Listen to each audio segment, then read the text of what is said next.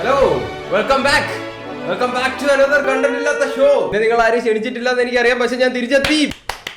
ഞാനെങ്കിലും കൈയടിക്കട്ടെ. നമ്മൾ മറ്റുള്ളവരുടെ നിഗൂഢമായ രഹസ്യങ്ങൾ കൊത്തിയെടുത്തുകൊണ്ട് പിന്നെയും വിറ്റ് കാശാക്കാൻ തിരിച്ചെത്തിയിരിക്കുന്നു. Okay, first one. എന്റെ അപ്പൂപ്പൻ മരിച്ച ദിവസമാണ് ആദ്യമായിട്ട് ഞാനും ലവർ കിസ് ചെയ്തത്.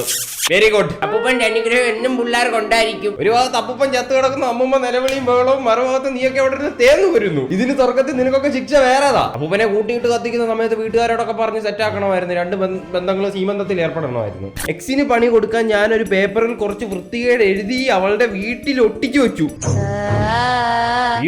ആ കൊച്ചിന്റെ പ്രാക്കിന്ന് നീ എന്ന് രക്ഷപ്പെടാനാടാ? എന്ന് കുണം പിടിക്കൂടാ? നീ കുണം പിടിച്ച് കണ്ടാ മതിയായിരുന്നു. നീ എന്റെ ഒരു അഭിപ്രായത്തിൽ നീ എഴുതി വെച്ചതിനെക്കാട്ടി വൃത്തികേട് അവൾ ചെയ്തതെന്തോ ചോദിച്ചാൽ നിന്നെ ലൈൻ അടിച്ചാ. അതുകൊണ്ട് ഇപ്പൊ ആ കൊച്ചു അവരുടെ വീട്ടിൽ തെറ്റുകാരില്ലയോ? നീ പറഞ്ഞ ആ കൊച്ചിനെ ഇനി വിശ്വസിച്ച് വെളിയിൽ ഇറക്കുവോ അവരുടെ വീട്ടുകാര്? 18 വയസ്സോ നോക്കിയിരിക്കുമായിരിക്കും അവരുടെ അച്ഛനും അമ്മ കെട്ടിച്ചുവിടാൻ. ഓൾഡ് ലവറിന്റെ വീടിന് നേരെ ഞാൻ കീട്ടം പേപ്പറിൽ പൊതിഞ്ഞെറിഞ്ഞു. എന്തിനാ പേപ്പറിൽ മാത്രം പറഞ്ഞു? അതിനകത്തൊരു തിരിയൊക്കെ കൂട്ടി കത്തിച്ചെറിയരുതായിരുന്നു. പൊട്ടട്ട് എന്തൊക്കെ ഈ നാട്ടിൽ സംഭവിക്കുന്നത്? ഇതിപ്പോ അവർക്ക് വെളിയിൽ പറയാൻ പറ്റും? ഒരു കേസ് കൊടുക്കാൻ പറ്റും? വീടിന് നേരെ പേപ്പറിൽ പൊതിഞ്ഞെറിഞ്ഞെന്ന് എന്തോ ഒരു നാശോക്കിയാന്ന് പറയണ. വീടിന് നേരെ പൊതിഞ്ഞെറിഞ്ഞെന്ന്. അടുത്തത് അപ്പിയിട്ട് അപ്പുറത്തെ വീട്ടിലോട്ട് എറിഞ്ഞു. അതൊരു ശീലമായി. അവിടുത്തെ ആന്റി സീനാക്കി നടക്കുന്നു. തീട്ട കേസുകളാണോ നീയൊക്കെ? ഇന്നത്തെ സത്യം പറഞ്ഞാൽ കുറെ അടുത്ത് കളഞ്ഞ മൊത്തം തീട്ട കേസാ. അവനാണ് പറഞ്ഞു കേട്ടോ, അവനങ്ങ് ശീലമായി. എറിഞ്ഞെറിഞ്ഞ് അവനങ്ങ് അഡിക്റ്റ് ആയി. ഇനി അത് ചെയ്യാൻ പറ്റാത്ത ഒരവസ്ഥയിലേക്ക് എത്തി. ഫിലിം റൊമാൻസ് കണ്ട് അനിയനെ കിസ് അടിച്ച് ഇപ്പോ നല്ല റിഗ്രറ്റ് ഉണ്ട്. അനിയന് ഇച്ചിരി പ്രായം ബോധമൊക്കെ ആവുന്നതിന് മുമ്പേ ചത്ത് കളഞ്ഞ കല്യാണം കെട്ടി തൂക്കി കൊല്ലും. +2 സാറ് ലവ് ലെറ്റർ പോലെ എനിക്ക് മെസ്സേജ് അയച്ചിട്ടുണ്ട്. അല്ല സാറാ, നല്ലപോലെ പിള്ളേരെ പാപ്പിക്കുന്ന ഒരു സാറാന്ന് മനസ്സിലായി. അപ്പൊ പഠിത്തത്തിൽ തന്നെ ശ്രദ്ധ കൊടുക്കുന്ന ഒരു ഗുരുവായിരുന്നു. പിള്ളേരെ പഠിപ്പിക്കുന്നതിൽ അത്രയേറെ ശ്രദ്ധ ചെലുത്തുന്ന ഒരു അധ്യാപകനാണെന്ന് മനസ്സിലായി. കാര്യമായി ഇപ്പൊ ഗുരുകുല വിദ്യാഭ്യാസം ഒന്നും ഇല്ല. ഞാൻ കാണായിരുന്നു. അച്ഛന്റെ സെർച്ച് ഹിസ്റ്ററി ഞാൻ പൊക്കി. ഓ, അച്ഛനും വേണ്ട എന്റർടൈൻമെന്റ്? ഇയാൾക്ക് മാത്രം മതിയോ?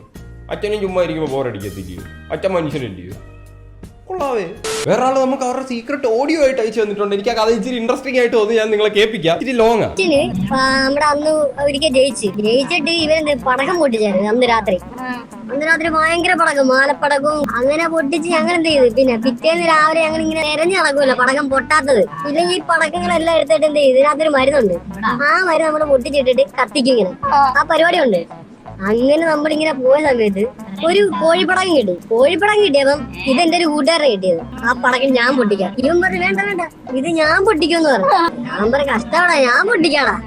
അന്ന് ഉണ്ട് എന്താ അറിയോ, ആ തോടിന്റെ വരമ്പത്ത് അവിടെ എല്ലാരും തൂർന്നത് അറിയാമോ?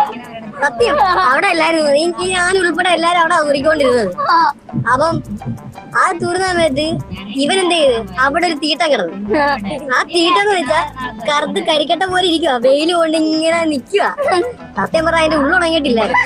ഇവനെന്ത് ചെയ്ത് ആ പടകം എടുത്ത് ആ തീട്ടത്തിനകത്തോട്ട് വെച്ചിട്ട് തീ കൊളുത്തി നല്ല അവിടെ ഞാൻ പൊട്ടിയിട്ട് ഇവന് വാ പറഞ്ഞിരിക്കുക. എല്ലാം കൂടെ അവന്റെ അണ്ണാക്കിലും അവന്റെ എല്ലാം. ഇതല്ലേ വിഷയം.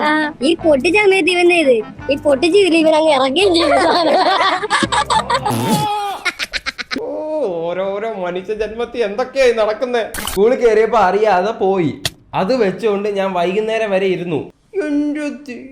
വൈകുന്നേരം വരെ അതും വെച്ചോണ്ടിരുന്നെന്ന് പറഞ്ഞാൽ ആലോചിക്കാവുന്നതേ ഉള്ളൂ. വീട്ടിൽ ചെല്ലുമ്പോഴത്തേക്കും അതൊരു വരണ്ട കണ്ടമായി തീർന്നിരിക്കും. പിന്നെ ട്രാക്ടറൊക്കെ ഇട്ട് വലിക്കുന്ന പോലെ മാന്തി എടുക്കേണ്ടി വരും. എനിക്കറിയത്തില്ല ഇവന്റെയൊക്കെ ഭാവി എന്തോ ആയി തീരുമെന്ന്. ചെറുപ്പത്തിൽ എന്റെ കസിൻ എന്നെ കൊണ്ട് അവളുടെ കാല് സച്ചയിച്ചു. ഷീസ് ഇൻ ദുബായ് വെച്ച് ഇത് ചെയ്തിരുന്നെങ്കിൽ അവിടുത്തെ ഗവൺമെന്റ് എന്നെ വെടി വെച്ചേനെ. ഓരോ ആൾക്കാരുടെ ജീവിതത്തിൽ സംഭവിക്കുന്ന കാര്യങ്ങൾ ഒന്ന് ആലോചിച്ച് നോക്കണം. ഇതൊക്കെ മനസ്സിൽ വെച്ചോണ്ട് എങ്ങനെ ചോറിറങ്ങുന്നു? അടുത്ത ഇനിയും വലിയ വലിയ സീക്രട്ടുകളാണ്. ഒരു ഹോട്ടലിൽ ഇരുന്ന് ഞാൻ പതിയെ ഒരു ഇതെല്ലാം തീട്ട കേസുകളാ. പതിയെ ഒരെണ്ണം വിടാന്ന് വെച്ച് വിട്ടതാ. സൗണ്ട് ഇച്ചിരി കൂടിപ്പോയി. എന്നിട്ട് ഫ്രണ്ടിൽ ഇരുന്ന ചിക്ക് കുറച്ചങ്ങോട്ട് നീങ്ങിയിരുന്നു.